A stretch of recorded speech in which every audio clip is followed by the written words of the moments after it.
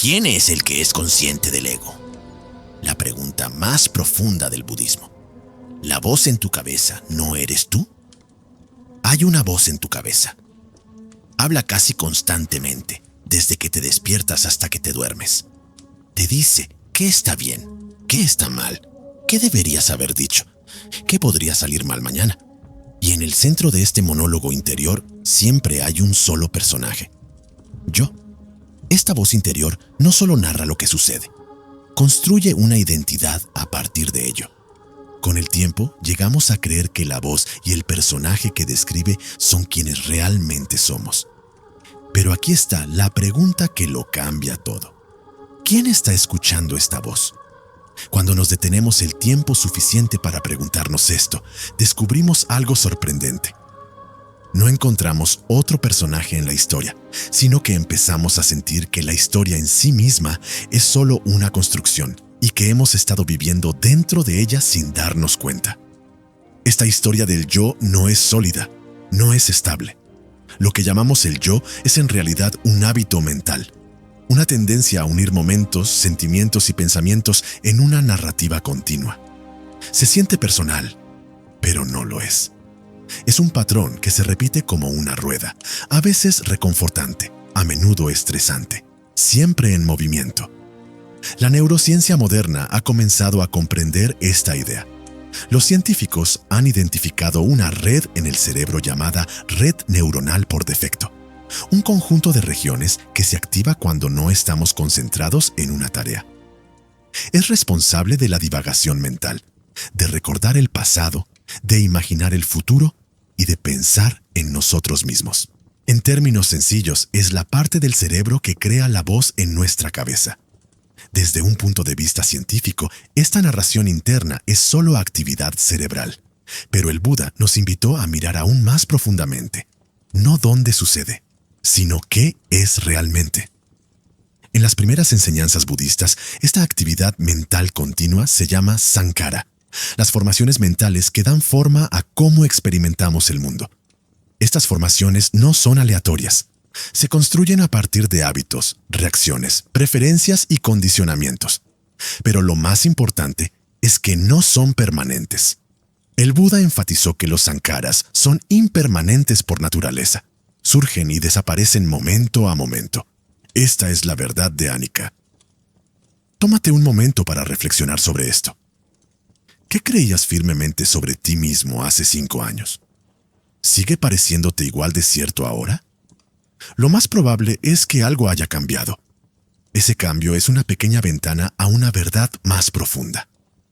El yo que llevamos dentro cambia constantemente, y por eso el Buda enseñó a sus discípulos a observar cada parte de la experiencia y decir claramente: esto no es mío.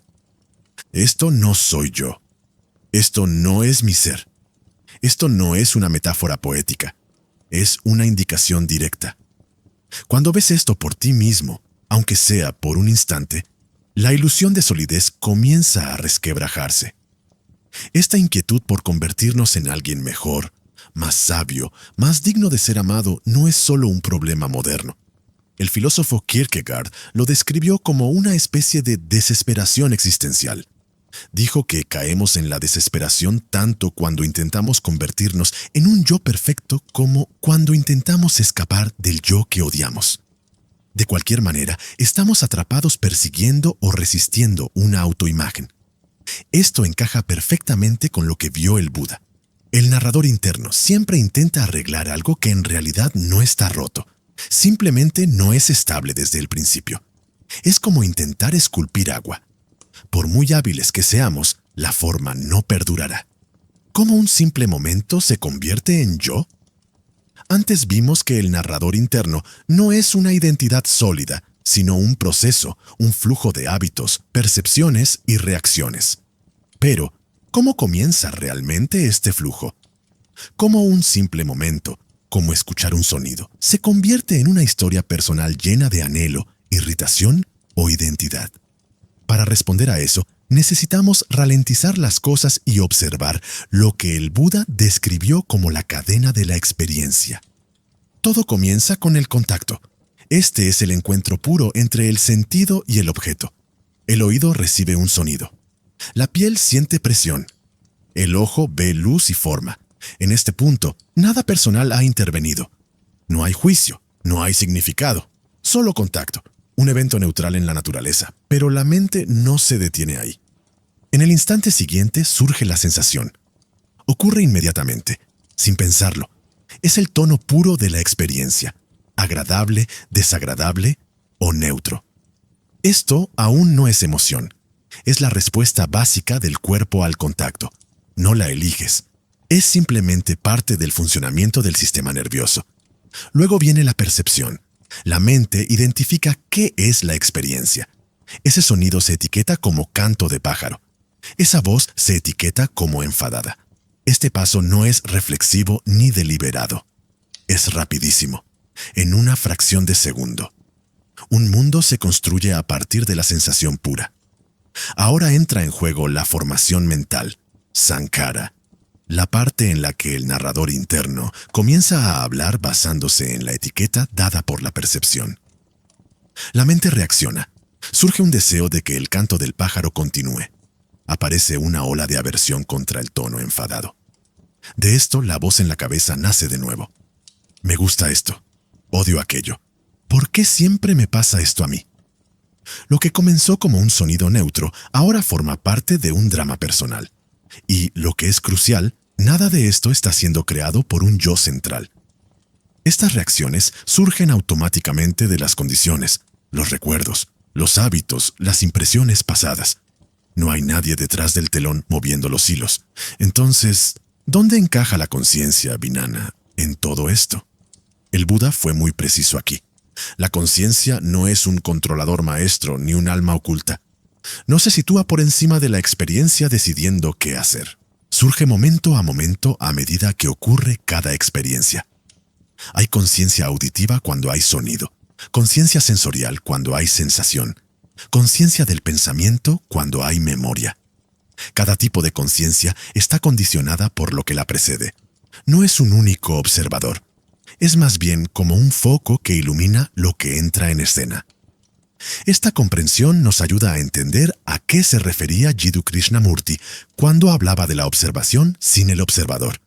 Vio que cuanto más profundamente observamos la experiencia, menos encontramos a alguien dentro observando.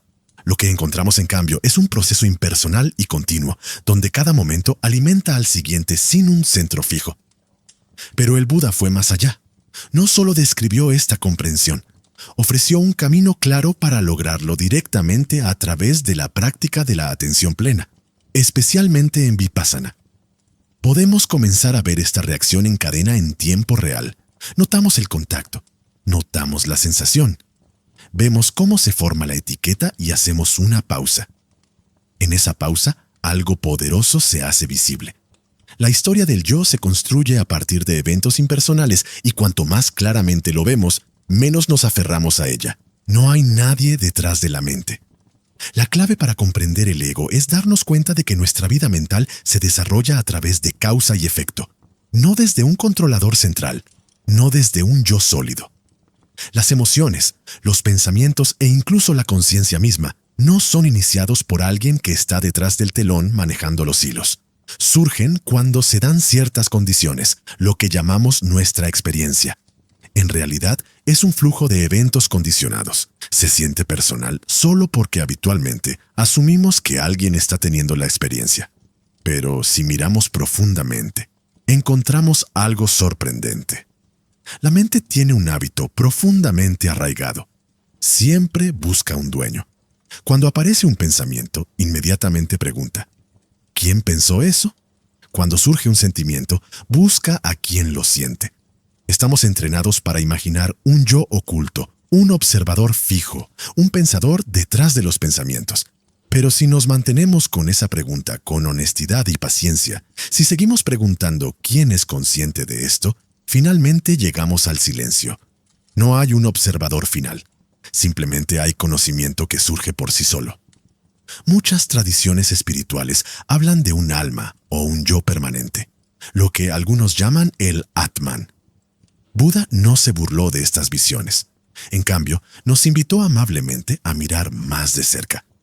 Señaló que lo que llamamos conocimiento depende completamente de las condiciones. La vista necesita un ojo y un objeto visible. El sonido necesita un oído y una vibración. No hay visión sin el ojo y el objeto. Esto no es una opinión, es la esencia misma del origen dependiente. La conciencia no existe por sí sola, surge en dependencia. Un día, el Buda se encontró con un buscador errante llamado Vajilla, y sabiendo que a Vajilla le quedaban solo unos momentos de vida, no le dio un largo sermón, le dio la esencia. El Buda dijo, en la escena solo está la escena, en el rebaño solo el rebaño, en lo conocido solo lo conocido. Si puedes vivir así, no hay un tú en ese proceso, nadie aquí, nadie allá y nadie en medio. Solo esto y aquello es el fin del sufrimiento. Esto no es filosofía abstracta, es la indicación más directa posible. Así que, si volvemos a la pregunta de quién es consciente del ego, ahora podemos ver que la pregunta misma se basa en un malentendido. Hay conciencia, sí, pero no pertenece a nadie. No es mía, no es un testigo que observa la vida desde arriba. Es un evento natural, un momento de conocimiento condicionado por causas, y sin embargo hay una trampa final. Una vez que comenzamos a ver que la conciencia es impersonal, la mente puede intentar apropiarse incluso de eso. Puede decir, yo soy la conciencia, pero eso también es un apego sutil. La verdadera comprensión va aún más allá. Lo suelta todo, incluso la idea de ser conciencia. No reemplaza el ego con una identidad espiritual. Simplemente ve las cosas con claridad, sin yo, sin centro, solo la experiencia que se despliega. ¿Cómo practicar la visión clara en la vida diaria?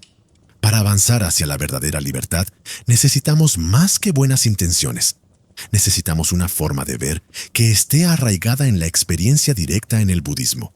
Un método poderoso para desarrollar este tipo de claridad se llama vipassana, una palabra que significa visión clara o perspicacia. Pero es importante comprender que vipassana no es el único camino en el budismo. Es uno de los muchos métodos que el Buda ofreció para cultivar la sabiduría. Lo que lo hace único es su enfoque en observar la mente y el cuerpo con una conciencia suave momento a momento. Practicar la introspección no significa que intentemos detener nuestros pensamientos o forzar la mente al silencio. Significa aprender a observar sin juzgar lo que sea que surja. Pensamientos, sentimientos, sensaciones, tal como vienen y van, sin necesidad de luchar contra ellos, sin necesidad de seguirlos. Simplemente observas cómo surge un pensamiento y luego desaparece. Un sentimiento surge y luego se desvanece. A través de esto comienzas a darte cuenta de algo profundamente transformador. Ninguna de estas experiencias internas es sólida. Ninguna de ellas eres realmente tú. Son solo patrones pasajeros, cambios temporales, y siempre en movimiento. Con el tiempo, esta forma de ver trae consigo un nuevo tipo de libertad. En lugar de ser arrastrado por cada reacción o abrumado por cada emoción, te vuelves consciente. No estás escapando de tu experiencia, la estás afrontando con presencia. Aparece un pensamiento y notas que surge una ola de ira. Y haces una pausa. Esta pausa no es un desapego frío, es una atención cálida. Es el espacio donde comienza la comprensión. Puedes probar esto en la vida diaria con algo muy sencillo. Simplemente haz una pausa cuando surja una emoción intensa. Ira, miedo, tristeza. No actúes inmediatamente. Haz una pausa. No para reprimir el sentimiento, sino para sentirlo con claridad. Pregúntate, ¿dónde se localiza en el cuerpo? ¿Hay tensión, calor, presión? Permanece con ello, aunque solo sea por unas pocas respiraciones. A menudo notarás que la emoción comienza a suavizarse por sí sola. Pierde su fuerza. No la estás rechazando. Le estás permitiendo que se desarrolle naturalmente. Este pequeño cambio en la conciencia lo cambia todo. Otras tradiciones de sabiduría también ofrecen perspectivas valiosas. Por ejemplo, los filósofos estoicos enseñaban que debemos separar lo que sucede de cómo lo interpretamos. Eso es poderoso. Pero la sabiduría budista va aún más allá. No se limita a gestionar nuestras reacciones. Cuestiona la propia idea de un yo fijo detrás de ellas. Las enseñanzas nos invitan a observar con tanta atención, con tanta honestidad, que incluso la sensación de yo comienza a disolverse. Vemos el yo no como una identidad sólida, sino como un flujo de condiciones cambiantes, dependientes, que en última instancia no nos pertenecen. Esta práctica no es fácil, requiere tanto valentía como paciencia. El Buda hablaba a menudo de dos fortalezas internas que nos ayudan a recorrer este camino. Viriya, la energía constante para seguir adelante, y Khanti, la paciencia serena para perseverar, especialmente cuando el camino parece incierto. Estas dos cualidades se apoyan mutuamente como las alas de un pájaro. Con ambas, el corazón aprende lentamente a volar. A medida que profundizamos, empezamos a darnos cuenta de que en realidad no somos dueños de nuestros pensamientos, nuestros sentimientos, ni siquiera de nuestro cuerpo. No tenemos el control de la manera en que antes lo imaginábamos. Curiosamente, esto no es aterrador, es liberador, porque cuando dejamos de aferrarnos, la mente comienza a descansar. Dejamos de esforzarnos por mantener todo bajo control, las cosas van y vienen, y lo aceptamos. Y si todo esto te parece demasiado, no te preocupes. No tienes que entenderlo todo hoy. No necesitas forzar nada. Simplemente intenta una cosa. La próxima vez que te sientas abrumado, haz una pausa. Siente lo que está sucediendo en tu cuerpo. No huyas de ello. No reacciones demasiado rápido. Simplemente quédate ahí durante unas respiraciones.